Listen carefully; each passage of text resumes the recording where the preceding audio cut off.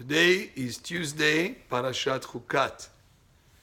In the Torah, there are certain mitzvot or laws that are called chukim or chukah, and there are some that are mishpatim or mishpat in singular. And mishpat is the type of mitzvot that are logical, that you can arrive also on your own to the conclusion that it's a good thing to observe that law. For instance, do not steal.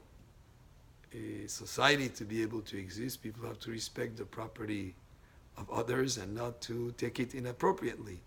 So that's something that is just logic would dictate it. Do not murder. Logic would dictate it. That is something that would be definitely very wrong to do. But those are called mishpatim, but there are certain laws that are called chukim or chukah in singular, or chok, which means a statute, something that does not have a logical explanation. Sometimes commentators will find some reasoning behind it, but the basic idea is something like do not wear shatnez. Shatnez is a mixture, a piece of clothing that has in it both wool and linen. Now, there's no specific logical reason to it that you can say, well, it's something that would affect this or that, even though, yes, according to Kabbalah and the commentators, there is an impact on the spirituality of a person if you wear such clothing, but on the surface of it, there would seem to be no reason whatsoever. Para Aduma, the red heifer, which is the beginning of this parasha of this week, is definitely one mitzvah that is not totally, when you think about it, has many aspects that are not logical. It's something that you could not arrive on your own. Even Shlomo HaMelech, who was the wisest of all men, said, "Ehkema vi rehoka mimeni." As wise as I am, I'm wise, but this mitzvah, is very far away from me from understanding all its aspects.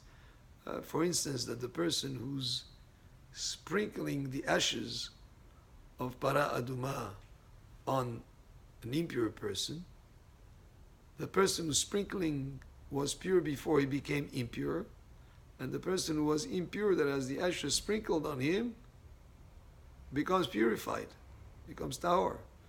How come? And what is this of the red heifer that makes a person pure just by sprinkling on him the ashes mixed with spring water? So this is definitely what's called a chukah. It's a statute, it's something that's been instructed by Hashem in His Torah, and we observe it because Hashem said so. But interestingly, the beginning of the parasha says Zot Chukat Hatorah. This is the chukah of the Torah. Why do you say of the Torah? I should say of the para. Why does he say of the Torah? It comes to indicate to us a very important principle, that the whole Torah, and even the mitzvot that are logical, that we could arrive at logically on our own, should be observed because Hashem said so. Because if we're observing the mitzvot only because they make sense to us, sometimes things change. For instance, if you say we do not eat pork because there are some illnesses that could come from certain parasites that grow in the pork meat, then if at some point in time there will be some advances in treating the meat that will get rid of those risky, those parasites that would come to harm you, and if that would be taken care of, then you would say then you could eat pork, because that reason no longer applies. But if you look at it as because Hashem said so, no matter what happens, you're going to observe the mitzvot. There are many examples where, as cultures change, certain things that were totally unacceptable years before become acceptable nowadays. One needs only to look at what's happening today in the world in terms of certain very basic values that were accepted by everybody in terms of family life, etc., that today have become something that is changed. Look at even Nazi Germany.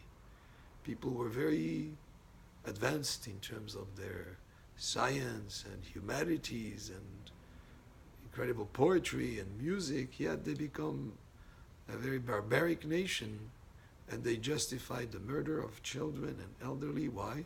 Because they found a way to justify logically. So if you rely on your reasoning, certain things would be totally acceptable that actually are totally wrong to do. Again, because cultures change, values change over time. But if you look at the Torah and its mitzvot as a chukah, because Hashem said so, then it would stay eternal. No matter what happens, you'll observe Torah, because there's a lot of reasons way beyond human grasp that are more from a divine perspective. That the Torah is a Torah that is true and whole and complete and is applicable to every day and age.